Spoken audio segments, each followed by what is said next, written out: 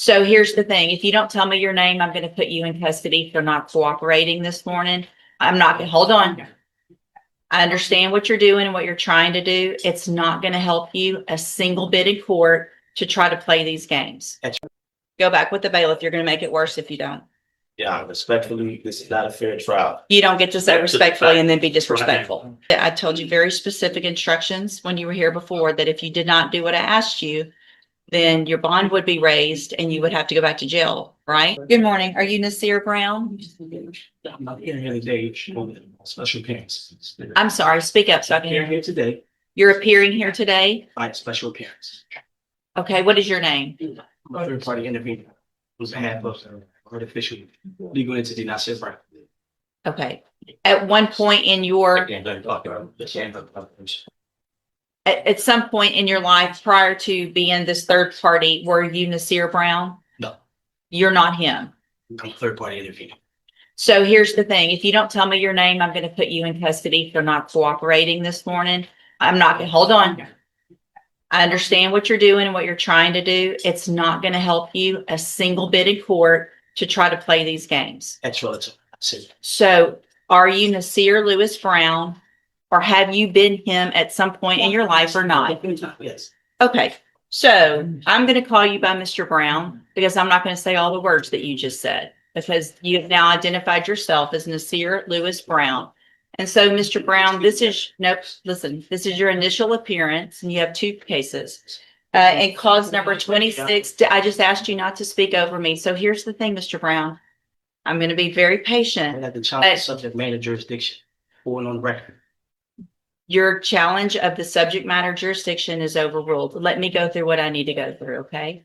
So this is your initial appearance, your first day in court. I'm required to go through what you're charged with by indictment. In cause number 26, BCCR 03322, you're charged with a third-degree felony offense of assault family violence by impeding breath or circulation from February 16th of 2026. And then in cause number 26, DCCR 0323,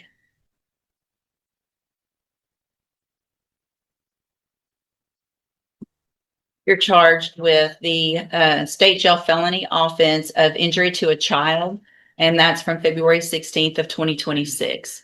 And so since you have made bond and got out of jail on your cases, have you had an opportunity to try to hire a lawyer?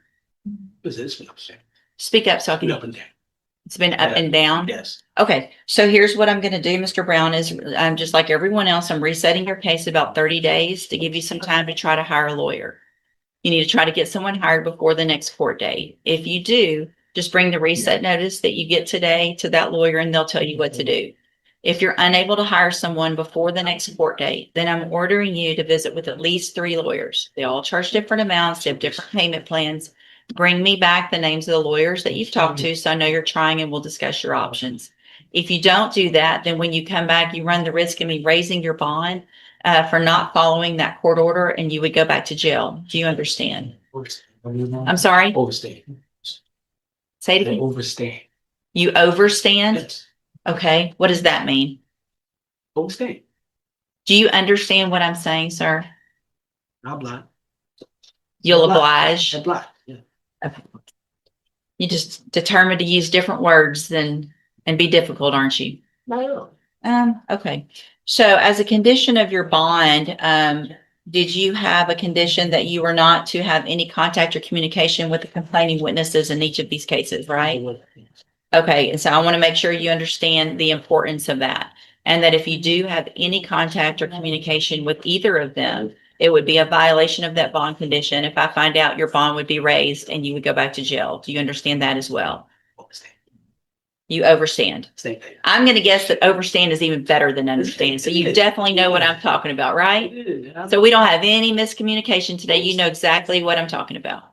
So I'm going to have you step in front of the clerk. You're going to sign a reset notice so you know when to be back in court and take care of those things before the next court date. All right, step in front of the clerk. Nasir Brown.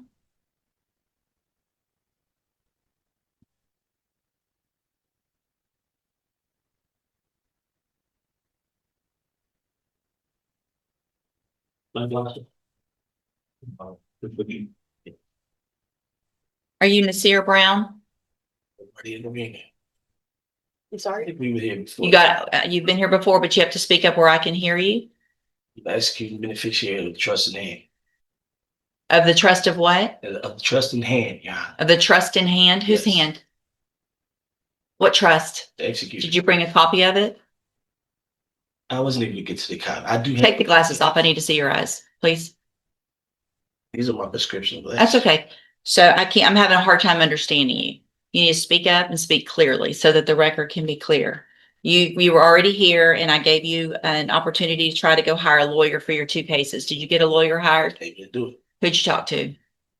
Made a few calls to the guy, Rafe. What's his name? Rafe King? Mm-hmm. What's his name again? Who else? That's the lawyer that I chose. So if you chose him, you should have gotten him. I mean, he has the same, there's somebody that answers his phone every week. I understand. I know how it works. I told you to hire someone or visit with at least 3 lawyers. Made an attempt. You made an attempt? Okay. Did you go see Mr. Kimler? Did you make an appointment? Able to do that. Why not? I'm not in a position to go back and forth in front of a lawyer that's in this state that I'm not from. This is foreign age. So here's the thing, Mr. Brown, I told you very specific instructions when you were here before that if you did not do what I asked you, then your bond would be raised and you would have to go back to jail, right? No. Yes, that's exactly what I say, because you've heard me say it probably 8 times already this morning. So at this time, Mr. Brown, because you did not do what I asked you to do or what I ordered you to do, I'm going to raise your bond. Challenge subject matter jurisdiction. That's overruled. Listen, Mr. Brown, I'm raising your bond to $100,000 in each of your cases for not following the court order. Go back with the bailiff. Go back with the bailiff. Go back with the bailiff. You're going to make it worse if you don't. Yeah, respectfully, this is not a fair trial. You don't get to say respectfully and then be disrespectful. Go back with the bailiff. She started. Don't make me lay hands on you, Why would you lay hands on me? because you're not doing it. I'm telling you, now go. Mr. Brown, She go you back. need to go back with the bailiff. Right now, I've raised your bonds. You have to go with the I am not bailiff. a threat to any officer. You through in, Judge? Yes, I'm through. I am not a threat to any officer. Let's go. Why are hands on me? Yeah. Why are I hands told being you, put I told you I was gonna put hands on you. Why are hands being put on? Y'all see this on the camera? Stand right there, put your hands on the wall. Okay, put your hands on the wall, because you're not listening. Don't listen. I don't advise that. What unfolded in this courtroom is a reminder that legal arguments only carry weight when they are recognized by the law. Despite repeated attempts to challenge the court's authority using sovereign citizen theories, the judge remained focused on procedure, compliance, and the defendant's obligations under the judicial system. As tensions escalated, the consequences became clear. Refusing to follow court orders can lead to immediate and serious repercussions. In the end, the courtroom's authority prevailed, and the hearing served as a stark example of how these unconventional legal strategies often fail when tested in court.